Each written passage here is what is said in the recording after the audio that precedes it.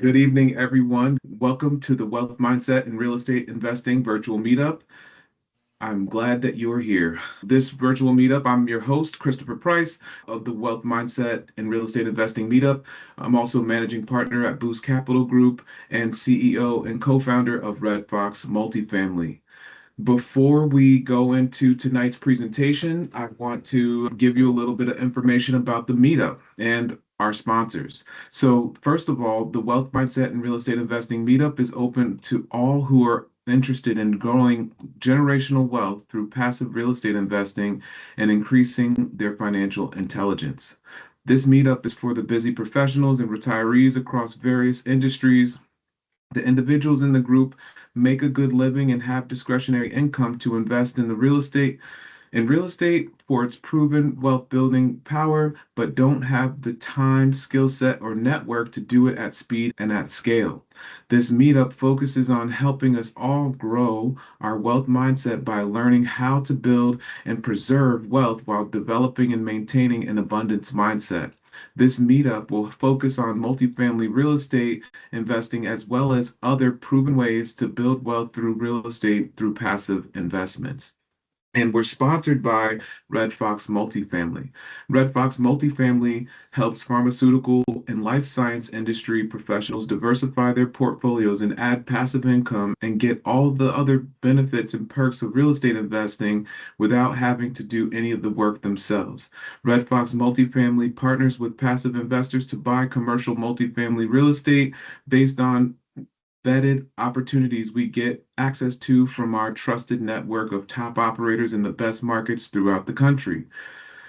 Partnering with Red Fox Multifamily makes investing in real estate completely hands off, allowing investors to add passive income, build equity, and save on taxes, all while being in an investment vehicle that's backed by a hard asset.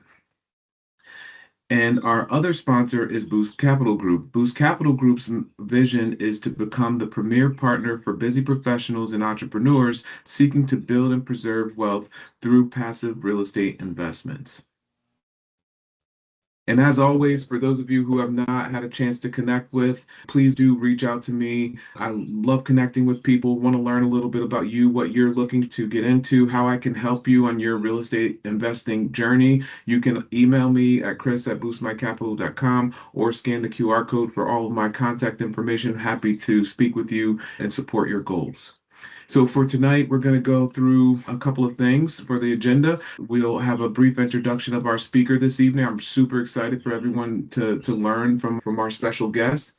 We are also going to have the speaker presentation, some Q&A if necessary, and then also some virtual networking if time permits. So as always, from a logistical standpoint, want to make sure if anyone's joining live, people can mute their lines. When they're not speaking, hold questions to the end of the presentation unless the speaker invites you to join in. This presentation will be recorded and the material does not constitute an offer or a solicitation to purchase securities. This is for information purposes only and should not be construed as business, financial, or legal advice. And so now let me introduce our speaker this evening. Our speaker is Aaron Fragnito, and he is going to talk to us this evening about why New Jersey multifamily is currently a bargain. So let me give you a little bit of details about who Aaron is. Aaron is the co-founder of People's Capital Group. Aaron is a full-time real estate investor with a primary focus on helping accredited investors, family offices, and our preserve their wealth in real estate. He is also the host of the New Jersey Real Estate Networks and the Passive Cash Flow podcast, and was an adjunct professor writing and teaching the course Real Estate Entrepreneurship at Rowan University. Aaron has built an 8-figure real estate portfolio and is well known throughout the New Jersey real estate investment industry. Aaron has completed over 300 real estate transactions and has helped over 100 people build their wealth in real estate. He has been a guest on over 80 podcasts, hosted over 200 episodes, also presents educational webinars like the one that we're on tonight on a consistent basis. Aaron enjoys speaking at real estate events, helping to educate people about real estate investing. Aaron focuses on developing strong relationships with family offices and RIAs, understanding their vision and helping them execute their goals into reality. And just for a couple of highlights here, Aaron, from a real estate perspective, he has over 200 rental unit portfolio. As I mentioned, he's helped over 100 people invest in real estate, and he's closed on more than $100 million in real estate transactions, which is quite the feat. So, Aaron, thank you very much for being here tonight. Thank you for your willingness to share and educate my community here in the wealth mindset and real estate investing community. I'm looking forward to learning more about why New Jersey real estate and multifamily in particular is currently a bargain. So I'm going to toss it over to you so that you can share some more details. Thank you, Chris. I appreciate that. I'm glad to be on the show here, or the webinar tonight. And I'm going to share my screen here. And let's see here. You should, okay, let me make sure I share the right thing. Okay, here we go. All right, so you should be able to see my screen here. Yes. Okay, yes, excellent. So, yeah, thanks for having me on again. Glad to join here. So, as you were alluding to there, we're strictly Jersey focused. I read a book called Rich Dad Poor Dad in 2010. I'm sure you've read that too, and said I wanted to own large scale real estate, and I just didn't have any money or understanding how to do it exactly.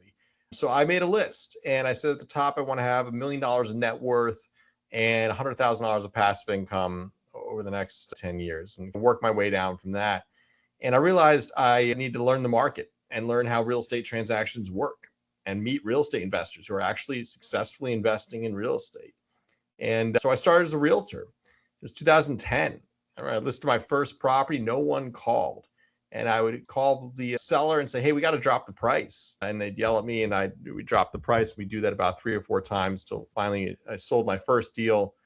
My broker handed me a check for $500 and said, read the fine print. And at that point, I learned you got to work with people that respect you and treat you right. But it was a good experience because I had to learn short sales and REOs, foreclosure properties, because really in 2010, the regular stuff wasn't really selling. It was a terrible market. I learned wholesaling. I stapled signs to telephone poles in a suit and a tie in the middle of August that said, we buy houses, put those properties under contract for a discounted price, and then assign the contract or flip the contract to a buyer and earned a wholesale fee. I earned commissions through short sales. I learned how to do short sales that a lot of realtors didn't know how to do. Hired a third-party negotiating company and would become really good at short sales. And I'd go to real estate networking events and find investors there and say, hey, I have deals. You could submit an offer to the bank and try and buy this property for a discounted price. The seller's debt would be erased. The buyer would get a great deal. I'd make a 6% commission. So it was a win-win for everyone. And I learned the market that way. Bought my first deal in 2012, a 5-unit in Newark, New Jersey for $135,000. Put about maybe 80,000 into it through the years, and it recently appraised for $850. I'm refinancing that one now. Yeah, so I think it's our second refinance. Real estate can be the gift that keeps on giving. It's not a get-rich-quick strategy. It's a get-rich-slow strategy. But if you know how to find the deals and you have the infrastructure in place to properly reposition stressed assets, you can do very well in real estate. And that's one of the reasons we focus on New Jersey here. We only buy properties within an hour commute to Manhattan on the Jersey side, generally 50 to 150 unit apartment buildings, smaller than where the institutional investment groups focus on, but bigger than the mom and pops. Nice little niche there. And when you're in a market for so many years, completing over 300 transactions here in North Jersey, you start to meet brokers and wholesalers and landlords and attorneys and management companies and receivership companies and lenders, and sourcing deals from all of them. And we scooped up, my business partner, Seth Martinez, and I, we started People's Capital Group in 2013. He had sold a medical billing company. He was very liquid. I was a realtor. I had deals. He was managing properties. He had liquidity and management experience. I had good deals and sales and client relation skills. So We really complemented our strengths and weaknesses there and moved forward on starting People's Capital Group in 2013 and then our management company in 2015, PCG Property Management. And we've kept that same mindset through the entire 15 years or so we've been together. Focus on this North Jersey market, develop a really good infrastructure that's strong and efficient to allow us to reposition and improve these assets while keeping our costs low and our projects on budget and on schedule, but also making your money when you buy and knowing the right people to get properties at great prices. And that's one of the things we really focus on here. You should be able to see my screen here, right? Yeah, and just before you dive in, I love I love the history. You and I have had the opportunity to connect on multiple occasions at different venues and just exchange and hearing your story again about how People's Capital Group was founded is always a great story. But then also learning and hearing about the market and why the New Jersey market. And one of the areas that you and I discussed was over time, and I know you're going to educate everyone on why New Jersey is such a great place to invest. But typically, especially as people come up in this space, a lot of people are allured by the Sun Belt markets and or some of the Midwestern markets and all of those types of things, and not looking necessarily in the Northeast or specifically in our case in New Jersey. I live here in New York in White Plains, so not too far away from you. And New Jersey has always been a fascinating place to me for all the great things that it offers, the proximity to the city and those things.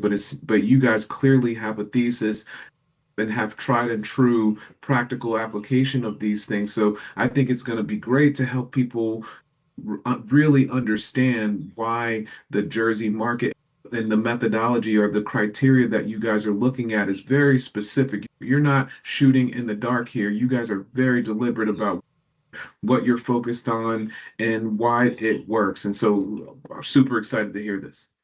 Yeah, absolutely, Chris. And I'll touch on that too, comparing Jersey to the Sun Belt and so on, and what some of the reasons why we like this market more, in fact, than some of those other markets that are a little more popular and on the headlines of what most syndications focus on. Absolutely.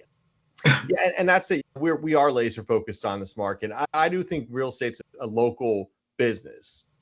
It's not necessarily like New Jersey is the best market ever, and you'll never do elsewhere. It's more so focus on a market and develop a good infrastructure there and be near a really large population hub. I think that recipe is the recipe for success. So I'll talk about how we successfully execute that here for our investors and ourselves in New Jersey, and some of the reasons we prefer Jersey here. But quite frankly, this business model and this mindset can be replicated in most any market. It's really about honing in on a market, knowing what you want to accomplish in that market, learning it like the back of your hand, and then building an infrastructure over time to execute in that market. And being near a large population hub that's going to be consistently giving you a demand for housing, right?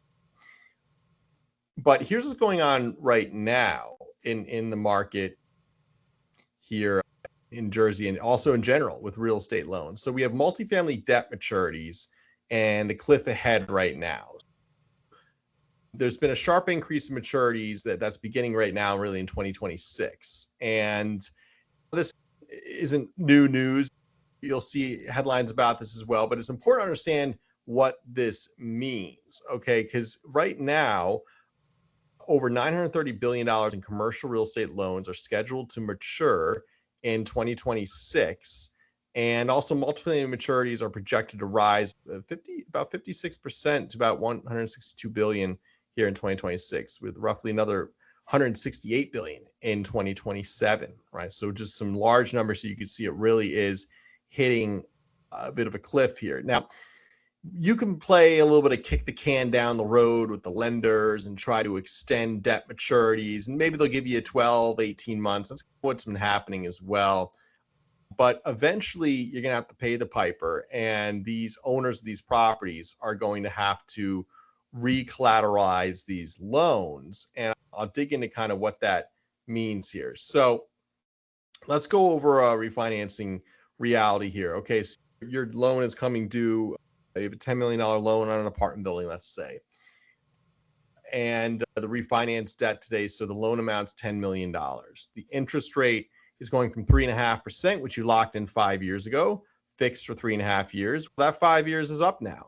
And the rate reset is happening. It's going from 3.5% to 7.5%. That's a 114% increase in annual interest expense.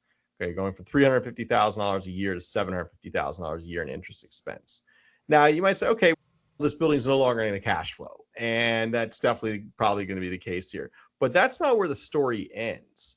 Here's what happens when this 5-year fixed rate is up. Not only does the rate reset, and it's going to go to a much higher rate because rates have obviously increased significantly since 5 years ago, but what happens is the bank reevaluates the asset.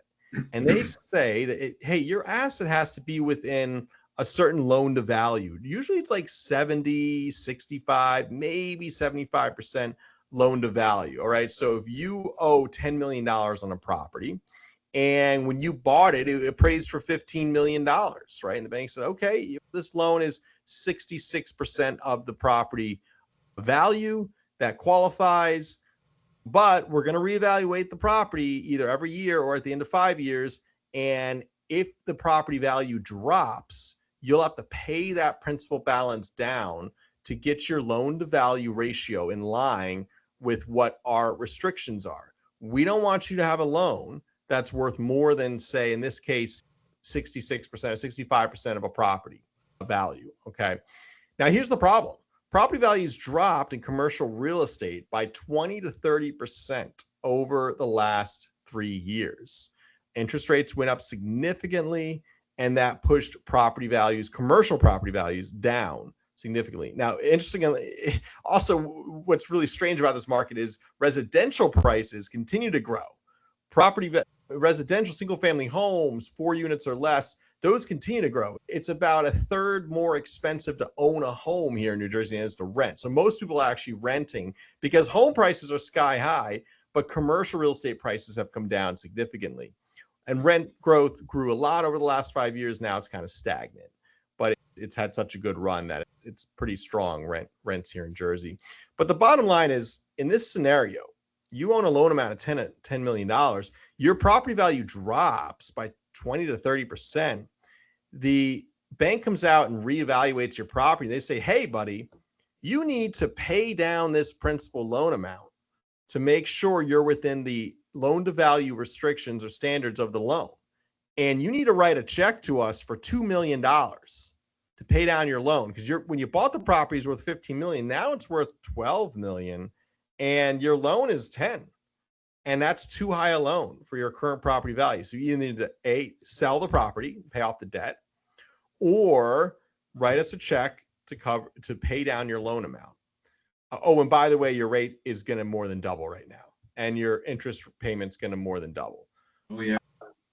And what's that scenario? That scenario creates a motivated seller.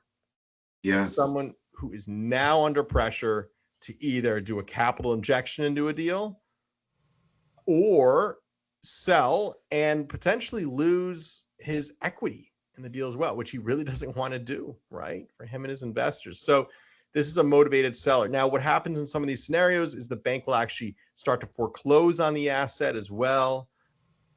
That's a rent, mortgage payments aren't paid on time, or a capital injection is not made in time, and they're in default of the loan in both scenarios. That could be possible. And then the lender starts to foreclose on the deal.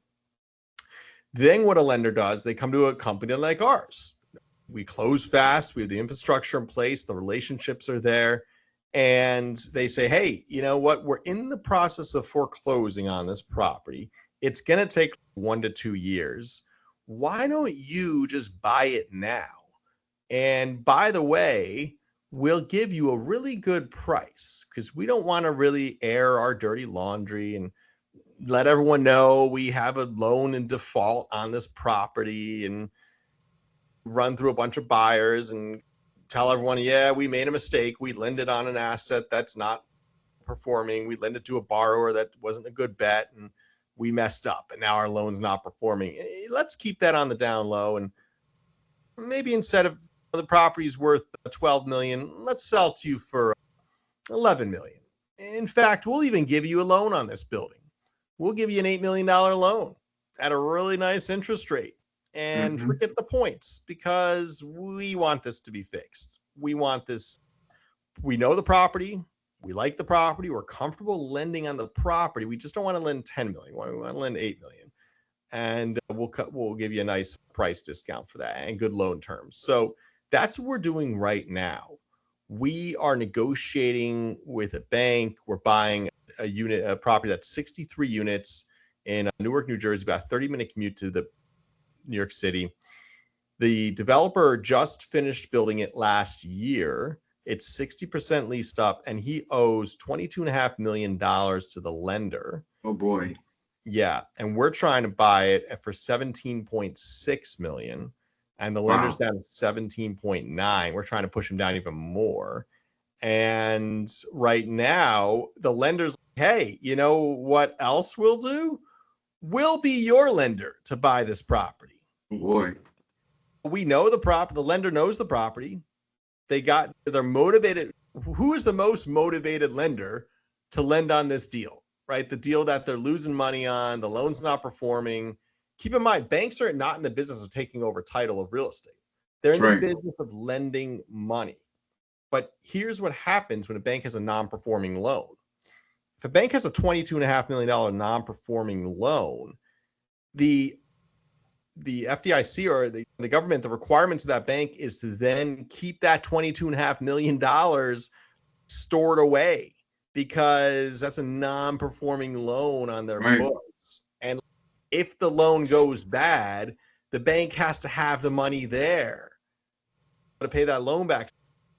That's a big pain in the neck for the bank. Now they got to keep all this cash on their balance sheet. Banks don't want to keep $22.5 million sitting in their balance sheet. They want to lend that money out and make more money with their money. So they are motivated to get this non-performing loan off their books. And that's why they'll take a $5 million haircut. That's why they'll cut me a really good loan on this deal at a nice interest rate and low points, because they're motivated to get it off their books and get a performing loan now on their books, right? And they're comfortable with the asset. They know the asset. So that's what's happening in the market right now. And this is happening all around the country. It's not just happening in New Jersey, but we are seeing this specifically in New Jersey right now. And New Jersey is a very high demand market. And what that means is it's really hard to find a good deal. My team and I will underwrite 100 deals to find one for our investors. We have more investors than we do deals. And the hardest part is finding a good one. So now, for the first time in about a decade, we're seeing great opportunities and we're moving on them. I have another deal with Arbor we're negotiating in East Orange. So different opportunities all throughout Jersey here. And it's a great time to be taking advantage of these situations. But you got to know the right people to get in on these deals. But you want to know receivership companies, lenders, realtors that work with distressed assets, wholesalers, property management companies, and landlords as well, property owners that you'll meet at local real estate networking groups. And that's how we find our deal like this, mostly from receivership companies. Now, a receivership company is a third-party management company, property management, hired by the lender to manage the assets while they foreclose on the owner. So a building's in foreclosure. Generally, what the loan documents state is that the bank is able to then go to court and through the courts get control of the asset to then hire a third-party management company or a receivership company to manage that asset. Now, these receivership companies are on the front line of these properties in foreclosure. They kind of know what's coming up, what they're going to be hired to manage. And these receivership companies really aren't interested in doing much work. They really just want to sell the asset, make a sizable commission, maybe earn some management fees along the way. But from what we've seen, they're kind of lackluster in their attention to detail on the property of management. Sure. But they're kind of like just doing the bare minimum to get more files from the bank, but they can be a great resource of deals. But so that's how we source deals here. That's the types of opportunities we're seeing. But let's dig into why Northern New Jersey is the actual version of this trend, okay? Because not every market benefits equally from this setup. So what we're seeing right now is stronger transaction activity. It is picking up, but there's also been a lot of building going on in Jersey. Like every market, we had the big COVID building boom, right? Think about COVID times. Money was free. Money was cheap. Rates were like high twos, low threes. Yes. Free I mean, money, almost free money. It was wild that those times. Those were the days, right? those were the days, But man. like you said, a lot of that stuff's starting to come due now for those people that had floaters and at that time floating interest rates, and now it's time to pay the piper, as you mentioned. And if you even if you had rate caps on some of those things, and those rate caps got super expensive, that scenario that you described on the previous slide is a very real scenario that a lot of operators are going through right now. Exactly. Exactly. And these are often hidden deals because again, the banks don't want to air their dirty laundry. So you just have to know the right people to get in on these deals. By the Sure. way, and the best deals I ever found in real estate, I'm the only bidder in the room. It's the deals where there's 15 other bidders on the table that I'm bidding against that I probably overpaid for the real estate. So a big part of getting real estate for a great price and making your money when you buy is making sure you're one of maybe two bidders on a deal or something like that, or the only bidder, right? Because then you're able to call the shots more as a buyer. Sure. But yeah, so we saw this big boom in development here. Essex County, 800 units delivered. Jersey City, 4,000 units delivered. The Kushners are doing a lot there. It's pretty crazy. Bergen County, 2,100 units delivered. Monmouth, 800. Union, 900. And so Northern New Jersey, over the last 12 months, 7,700 units have been delivered and 5,500 units have started. But that's a pretty big drop off, actually, in how many units have started versus how many are delivered. And most of them, 3,600 of those 5,500 are in Jersey City units started. The rest are spread out, not as much. But also investment momentum is up 20% year over year. Investment volume. So a lot of capital is getting off the sidelines and getting back into the market slowly but surely as investors are seeing these opportunities and that they're too good to pass up on. So the construction cycle has pretty much peaked at this point. The free money from COVID, the crazy rental demand and housing demand from COVID, all the builders went out and got the loans with rosy projections, thought interest rates were going to be low forever, rent was going to grow at 8% forever. You punch that into your underwriting spreadsheet. Yeah, most everything's going to pencil out, right? So yeah, the equity came in, the debt came in, the buildings got off the ground. But guess what? Rates went, your construction loan went from 5.5 to 10.5 interest rate. Your rent growth went from 8% to 0, right? So rents slowed down and interest rates went up. Inflation happened. Your cost of labor skyrocketed, materials, so on. And this put a lot of pressure on builders. So now a lot of developers are in the position of looking at foreclosure or pre-foreclosure or losing the property. And a lot of lenders are in a tight spot as well. So the expensive home ownership does support renters here in Jersey. There's definitely a sub-market opportunity we're seeing now. This building we're buying is in Essex County there, where you can see there's really 500 units started, 800 delivered, so not too much. But right now what we're seeing is the rate which units are coming to market in Jersey is pretty much equal to the saturation rate. Okay, so we're building them about as fast as we can lease them. And that's at 7,700 units delivered in the last 12 months. Now, there is a lot of real estate delivered. And that real estate is getting rented out. It's getting soaked up. It's getting saturated. But we need about that much real estate almost every year to meet our housing demands. We are 225,000 units short right now in housing in Jersey. We are super short on housing. So we actually need to be building like 7,700 units a year to catch up to that, but we're not. It's down to 5,500. I think it's even dropping below that now. So building as new inventory has peaked. Investment capital is coming back into the market, but there's this window of time now where we can really get these properties at great prices because of that pressure from the banks, because of the developers being over ambitious in their underwriting 4 or 5 years ago when they started these projects, and now just a lot of distressed sellers out there. So if you know where to look, the deals are certainly there. Now let's touch real quick on another thing that's fueling the market as well. Maybe not as substantial as the supply and demand situation we're seeing in markets, but the One Big Beautiful Bill Act, it's really incredible with the tax savings of this. If you invested $1 million last year in real estate, or is it, I think it was 2026 the start. Yeah, it may have been, or at least 2024. Let's say you invested $1 million in 2024.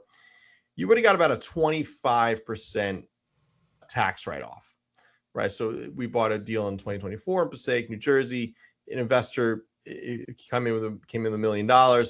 She got a 25% tax write-off, or $250,000 in tax depreciation, or paper loss.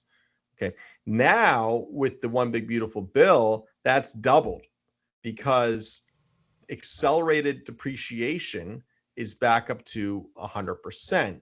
It was dropping with the past administration. This administration has allowed it to go back up to 100% bonus depreciation. So what that means in short order is essentially $1 million investment. You expect about 50% or $500,000 in tax depreciation in the calendar year you invest. That $500,000 in tax depreciation shows a real dollar for dollar tax savings, assuming a 32.5% tax rate of $162,500. Now, the truth is most people investing $1 million are probably in even a higher tax bracket than that. And quite frankly, with state tax too, it's higher than that, but let's assume a 32.5% tax rate. That's $162,000 in dollar for dollar savings in taxes. And that makes a big difference. So this is another reason why real estate investors are now taking advantage of real estate investments, because you can get a much bigger tax write-off. That means if you exit the deal in 2026 and you make $500,000 in net profit in that deal, but then you reinvest $1 million in 2026 in another deal, you'll be able to write off that entire $500,000 gain with the tax depreciation from this new investment. And that's one of the most amazing things about real estate.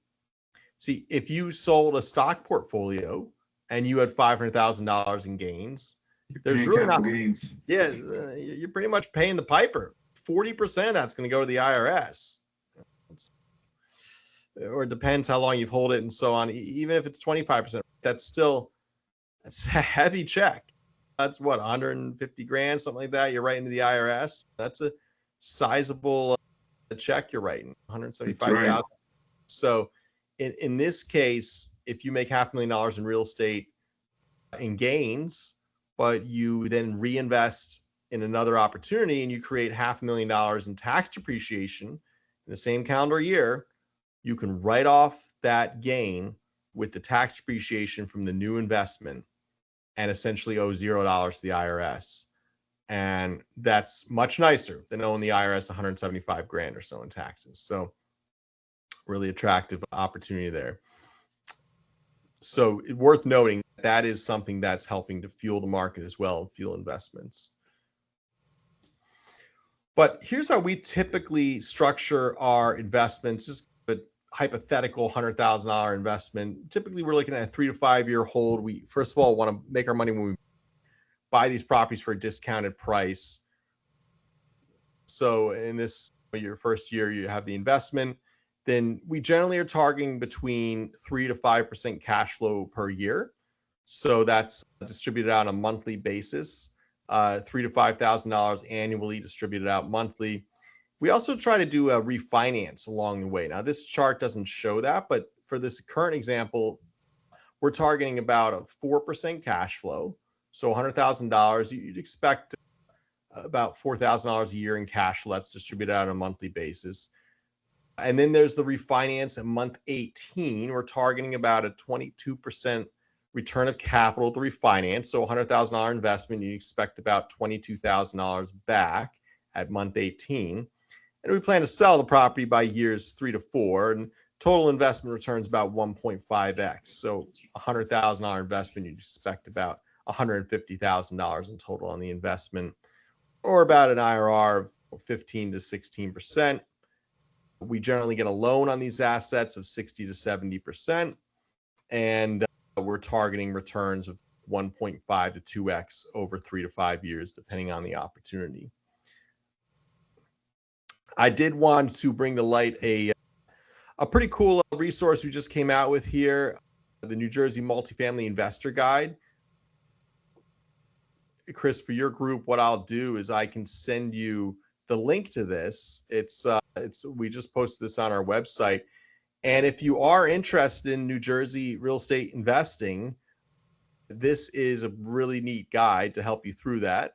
It gives you a North Jersey market snapshot, a tax planning overview centered on the One Big Beautiful Bill and the 100% bonus depreciation, and also simple framework for evaluating apartment buildings opportunities in today's market. So I just had my team put this together. It's a really neat resource here. And Chris, I'll email you the link to this, and feel free to put it out to your group there. And anyone who would like to kind of dig into this market, even if you're not sure about New Jersey or North Jersey investing, it's interesting to just kind of learn about this stuff. You could probably apply it to other markets as well. Absolutely.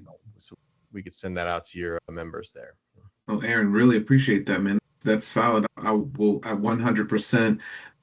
Of course, for those watching live, and for those who catch the recording, we'll make sure that they have access to this, and I'll include it in the email that goes out to the entire group. Yeah, that'd be great. Absolutely. Absolutely.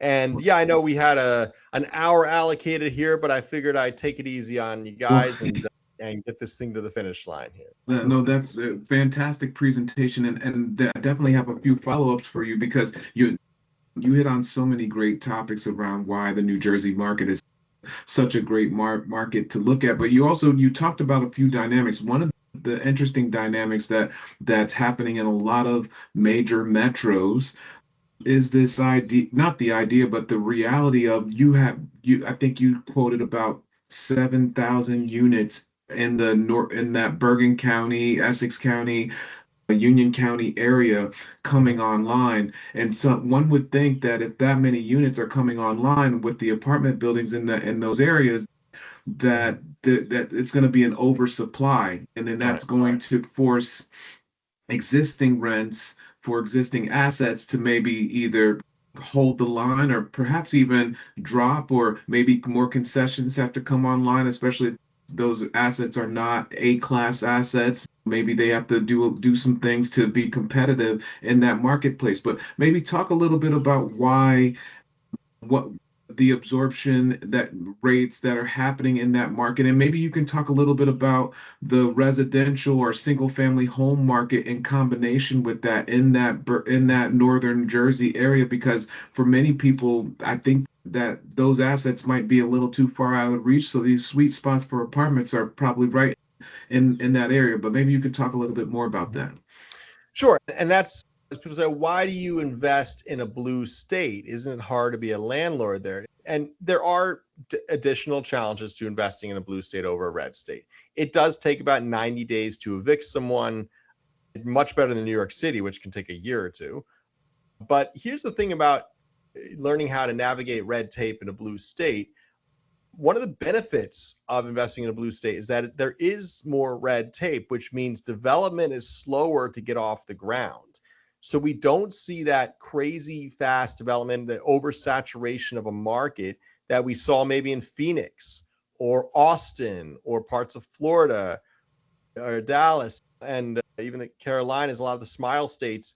And these markets, yes, it's easy to be a landlord there. It's easy to develop. But what happens is a capital floods those markets and development takes off in those markets. And it comes online so quickly that it can't be saturated fast enough. Now, in Jersey, the red tape and the bureaucrats slow things down. So that means inventory hits the market at a slower rate. And it also means that therefore it's not going to saturate the market as quickly and as aggressively, right? So, and even with 7,700 units hitting the market in the last 12 months, that's like the peak of the inventory, the supply here in Jersey. We normally don't have that much, but it was a cycle where we kind of maxed out our development there, our inventory to market. But even the market can handle it. There's an insatiable demand for housing here. New Jersey alone has great schools, Fortune 500 companies, nightlife, cities. It's the most densely populated state in the country. And then we have one of the largest population hubs in the entire world right over the river, New York City, right? Jersey City and Hoboken's even called like the sixth borough of New York City. It is very easy to commute into New York City from Eastern Jersey here. So we have just this huge, and there's not really a whole lot of land. So we're kind of going up. We're not really going out. People really need to be within a 30-minute commute or so of the city. A lot of people are back in the office now. A lot of people moved out of the city during COVID times, and with the new mayor now, there's a lot of movement, kind of migration out of the city as well, tenant-wise, but also investor-wise.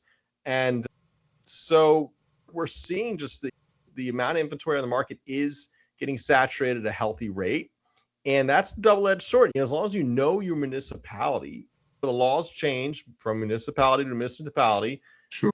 Rent control, vacancy decontrol, things like that. It changes city to city. So you have to know your laws. But as long as you're well-versed in each municipality, which these days AI is easier than ever, then you can learn these markets and you can do very well in them because there's an insatiable demand.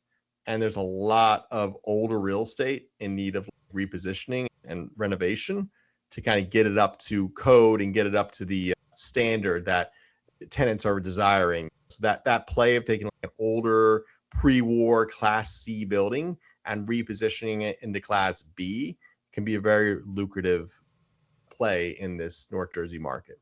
Very interesting.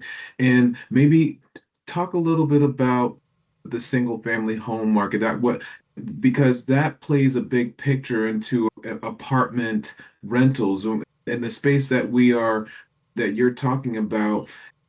I want to say that probably Bergen County for sure is probably one of the more expensive places for people who want to live and work in this area and have access to New York City and the great schools in New Jersey and all the great jobs in New Jersey as well for all the companies that you mentioned before. But then they can't, that's acquiring that single family homes is a big deal. It's a lot of money for folks. Maybe talk a little bit about that and why that is influencing heavily the type of quality tenants that are coming to populate these apartment units that you're gobbling up. Yeah, exactly. There's a big gap between what it costs to own and what it costs to rent here in Jersey. And you'll see that really throughout the country, but especially here in Jersey. It is about 33% less to rent in New Jersey than it is to own a property. Bergen County, that's the most expensive county in New Jersey. You have Alpine, New Jersey, which I think is one of the top 3 housing prices in the country. So you just have some of the really beautiful areas to live. It just picture perfect suburbs, but man, you got to pay to play to live there. And entry level home in a lot of these markets, if you just want like a 3-bed, 2-bath home that's older but renovated. My brother just bought one. He just got married and had a baby, and him and his wife bought an entry level home for $790,000. So that's where you start, right? You need 200 grand down for that. It depends what type of loan you get and everything, but still, it's just crazy how expensive it is to live here. So a lot of people are saying, screw that. First of all, saving 200 grand is super hard. And even if I don't know if I want to pile it all into a home, maybe I'll put that in the stock market and I'll rent and whatnot. and the flexibility of renting and not having to cut the lawn or clean the gutters or all the stuff, the maintenance that comes with home ownership, right? So a lot of people are just saying, I'll just rent. I'm a renter for life. I like the flexibility of it. I like the delegation of it. Yeah, and then the money I save from the down payment, I'm going to invest that as well. And that's going to still grow and beat inflation ideally, right? And there's no right or wrong answer. But what we're seeing now is when you run the numbers financially, it kind of might make more sense, especially if you don't have kids, to rent than own. So what that creates is stronger rental demand, longer term tenants that look at their apartment more as a home rather than like a temporary stay, and more qualified tenants. These are people that were going to buy an $800,000 home. Now they're going to rent instead, but they both make 180 grand a year. They have good credit scores. They're good quality people you want living in your building. And so that all helps us landlords that have units for rent. That's a great point right there. Love that, kept that context there to help people understand really what's driving that. One of the other things that you talked about, which I found really interesting, yes, the areas that you focus on from a market perspective are like you said, in some of these areas, the sixth borough of New York City, so accessible within a half an hour ferry or train into Manhattan.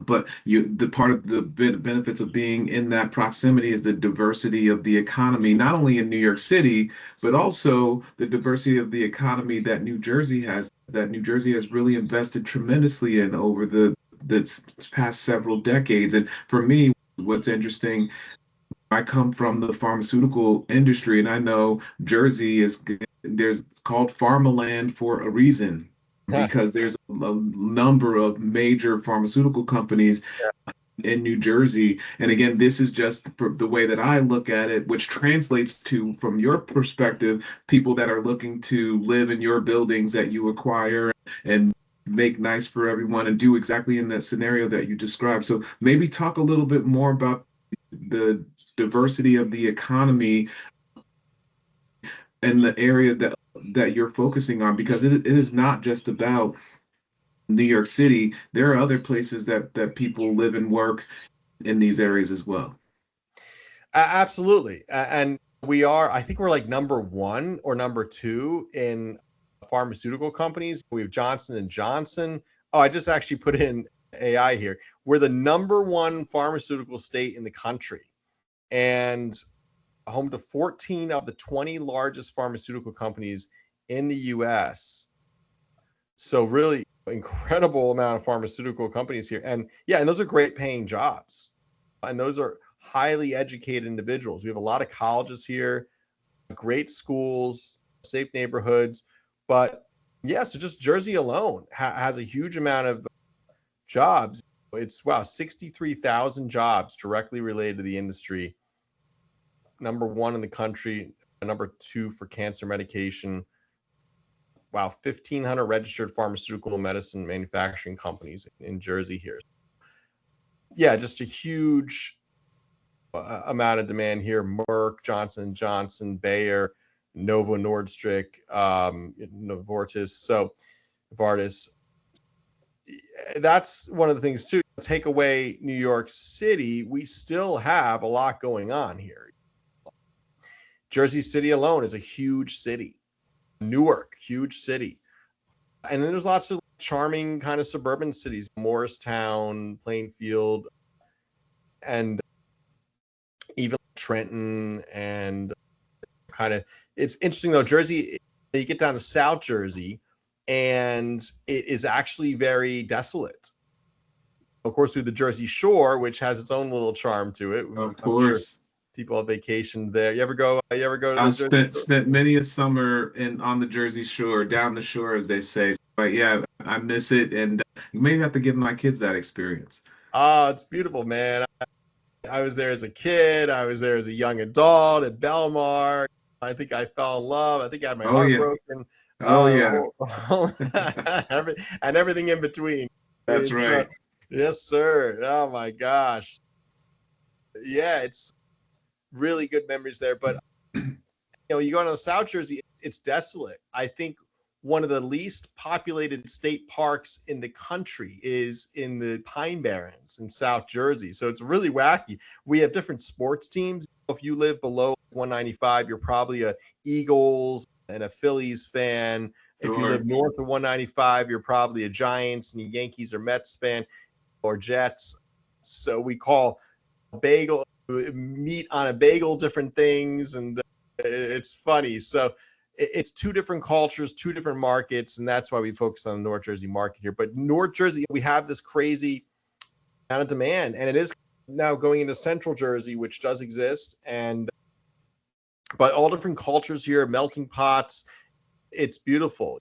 We really have so many different cultures and religions, and it's really an interesting place to live. And we got the ski mountains, we have the beaches with cities and nightclubs and dining and so on. And it You're gets a like bad the rap because the Jersey Shore show, ah, but we're not. Snooki doesn't define us, my friend. that's right. That's right. No, you are the New Jersey ambassador in my book. Aaron, look, before we let you go, we ask every guest speaker that comes on a few questions just so everyone can get to know you a little bit better and connect a little bit more. I'm going to toss you on the hot seat here and ask you a couple of questions so that you can give us your response. And one of the questions that I like to ask people from that I like to start with in particular is that I love to travel. I love to see the world. I love to see this country. I love to, all the things that come with it, the cultures. You mentioned that a couple times, and just connecting and relating with people on those things. But what's one of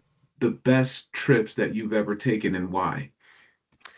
I would say the trip to France with my family years ago, we did a home exchange, and the family left their motorcycle in the garage with the key in it, which told me that's part of the home exchange. So I grew up riding dirt bikes and motocross, so I'm pretty comfortable on two wheels. And my little brother and I went and took that motorcycle out through the French countryside. I'm not sure how we made it back, but figured it out somehow. But we had a great time. Just such a beautiful experience.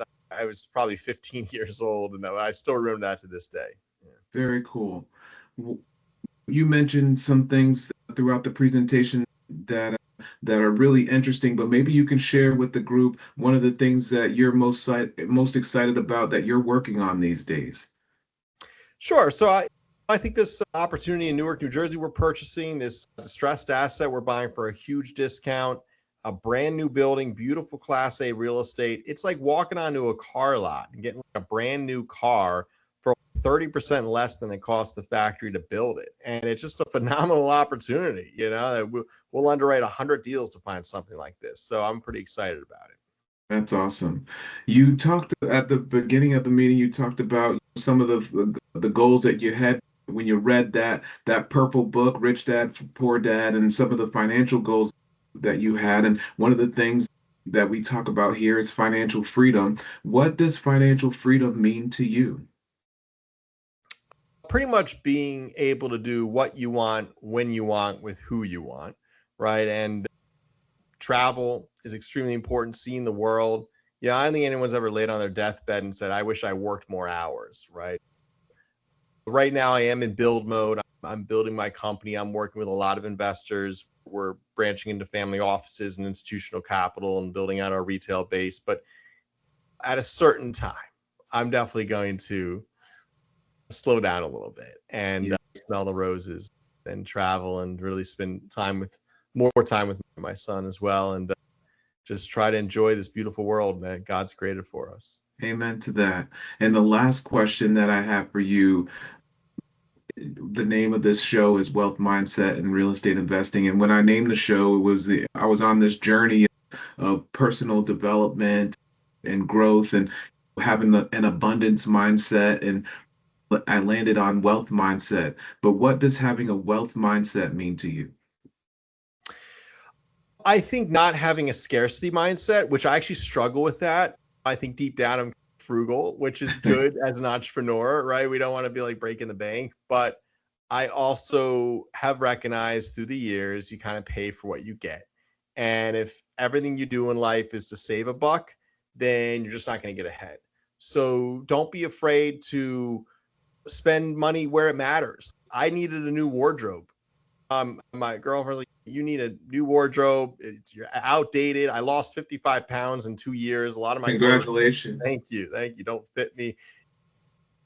I went and she sent me to a stylist. I would never, I go to Macy's, bro. That's to me, Macy's is nice clothes. She was, and no, so she sent me to a stylist, and I dropped $5,000 with the stylist. I got like custom made Italian suits. I was like, you know what? I'm really going to treat myself and get myself some nice, really nice clothes. And I would never do that, but I think she's helping me have less of a scarcity mindset and more of a wealth mindset. Way to go. No, that's awesome. And it's part of the brand of who you are and what you present and who you're presenting to. I think that's awesome. Congrats on all of that, all of the success that you've had, not only in the real estate world, but in the other aspects of your life that you've had. Aaron, I really appreciate you taking the time to educate the group tonight. I want to do two things. One, I want to again just thank you, and then two, I want you to let everyone know how they can get in contact with you for those people who are going to be watching this, who are watching now, but those who want to watch, who will be watching the recording, want to reach out to you, learn a little bit more about investing in real estate in New Jersey. How can they get a hold of you? Sure. So the first place I go is peoplescapitalgroup.com. Peoples with an S, peoplescapitalgroup.com. We have a ton of content there. We don't sell education. We just have some really great stuff. Podcast, the Passive Cash Flow Podcast is our podcast. We have over 200 episodes. We're on all major platforms. You can check us out on Spotify, iTunes, YouTube. And then also on YouTube, we have hundreds of videos, educational videos, webinars, and so on. You can just put People's Capital Group into YouTube as well. You can find us there. But if you go to peoplescapitalgroup.com, you can check out our content there, our educational material, our past performance, our upcoming opportunities. That you can click to schedule a call with a member of our team, see if you might qualify for one of our opportunities, which they do fill up pretty quick. And then if you want to get in touch with me directly, I'm one of the founders of People's Capital Group, but I try to make myself pretty accessible to potential clients. So you can email me at Aaron, that's AARON, at peoplescapitalgroup.com. You can also go to our website and get in touch with my team there as well. And yeah, we'll try to schedule time to connect and talk to you more about what we have going on here, see if our goals align. Aaron, thank you very much again for your time and your generosity. Really learned a lot tonight. Looking forward to sharing with the community even more. Have a great night, and we'll thank everybody for joining, and take care. Thanks, Chris.